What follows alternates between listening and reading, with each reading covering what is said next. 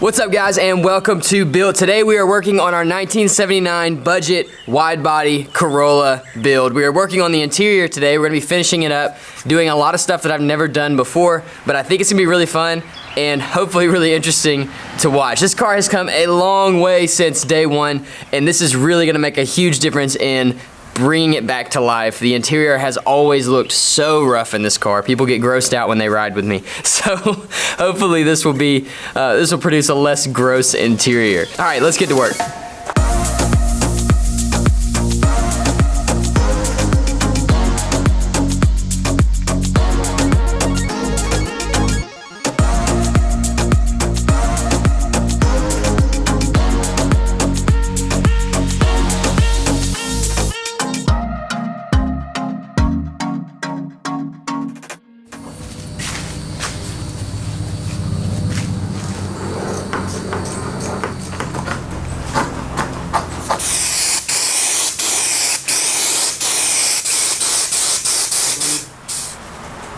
That is a bummer. What do I do? This is trash. Bummer. And that is a DIY door panel. Now, this is my second go at this. I did a test one. Since I've never done this before, I made a test one, and you can see they are exactly the same, but the test one didn't actually, well, it fit. But the problem with it was this little handle bezel thing did not fit. And as you can see, I test fitted this one to make sure that it would fit. So that is it. Pretty straightforward, pretty easy, and honestly, a lot of fun. So that's a door panel done. These door panels, as you can imagine, are hard to find like everything else for this car. So you just make your own. So before we keep moving, answers to a few questions. The vinyl I got, I think on eBay, it's like $100 worth of black leather vinyl material. I just bought $100 worth because I didn't know how much that would get me. It gets you a lot.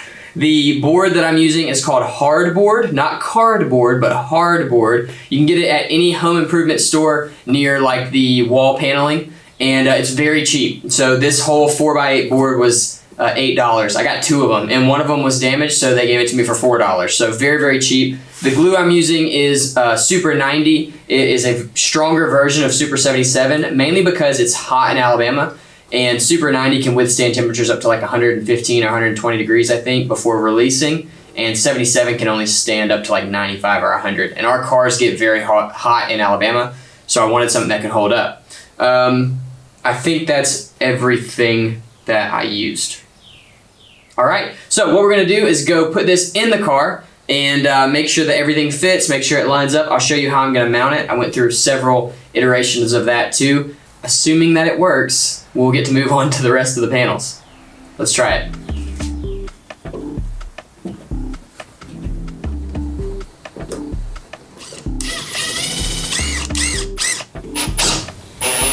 All right, there's our door panel. Now, I know I don't have a handle pull here. It was broken, so I'm gonna have to find something, maybe like a strap or something that I can run between these two screws so that you can pull the handle shut.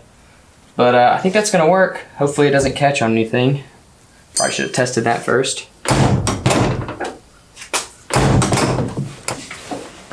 It was catching on this little gasket right here, but just pushed it down some, and we're good. All right, let's make another one.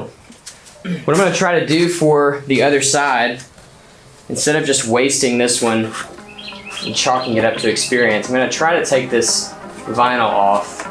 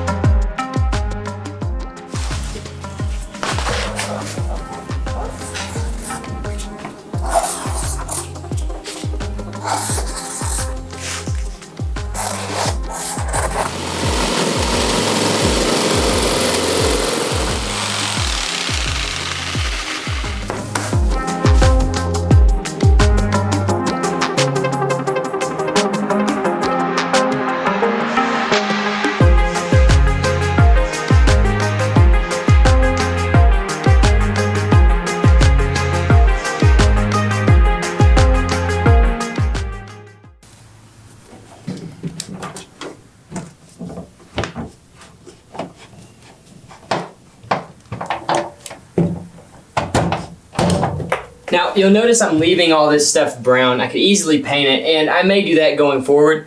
But for now, I'm gonna go ahead and two-tone this because the interior is gonna be a little bit two-toned as well. And we'll see how it looks. If I decide it looks like garbage when it's done, we'll just black everything out. But for now, we're gonna leave it brown.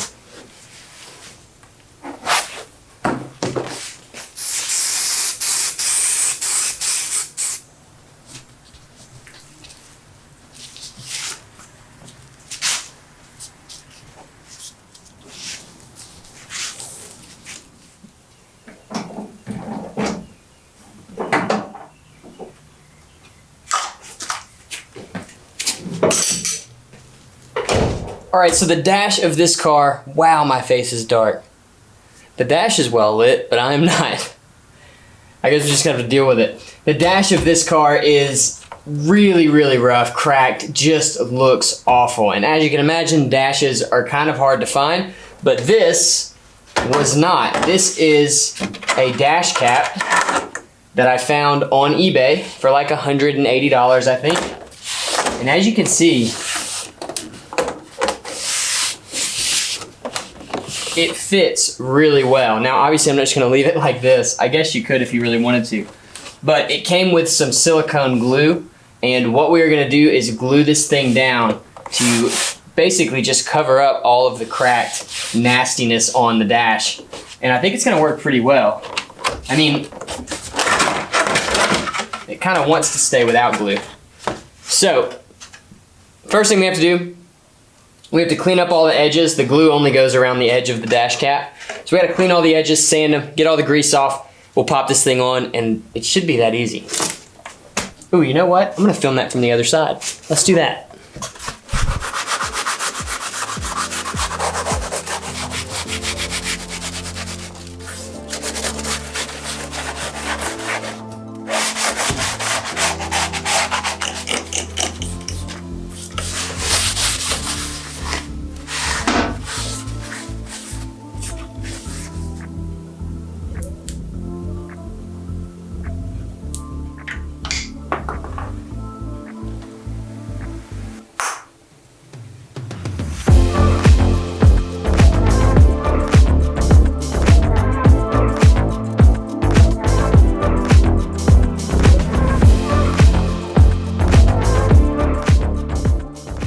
All right, that's a wrap for today. I'm sweaty, I'm tired. We're gonna check back tomorrow and see what this looks like. I mean, I think it's gonna be fine.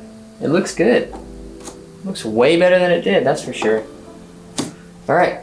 All right, so that is it. This is, I mean, as far as like ease and budget mods, this is incredibly easy, and it totally changes this dash. It really looks good.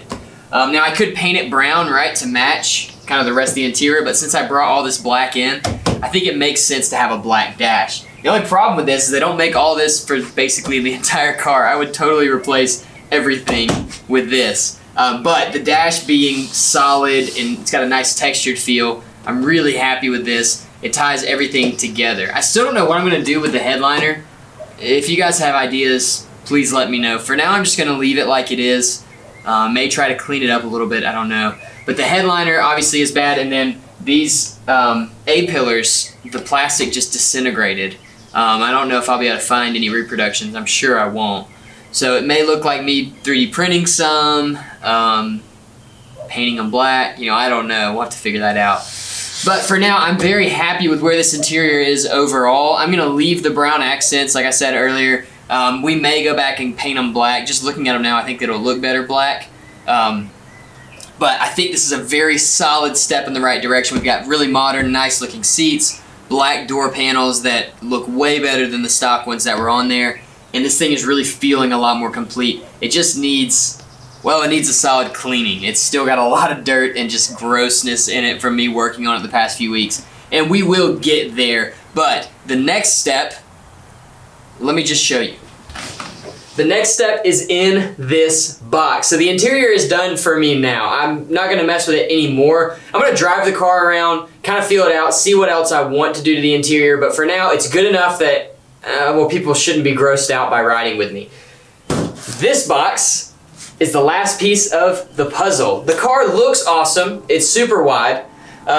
It runs really, really well, but the sound is underwhelming. I mean, one subscriber said it sounds like a lawnmower, and it kind of does. Now, this engine's always gonna sound like an old Japanese 4-cylinder, but that doesn't have to be a bad thing. So in the next video, we're gonna be working on making this engine sound as good as this car looks, and I'm hoping that we'll be able to get some pops, maybe some bangs, and if we're lucky, some fire. So make sure you check back in the next video. Let's see, when's this one come out? This is hard.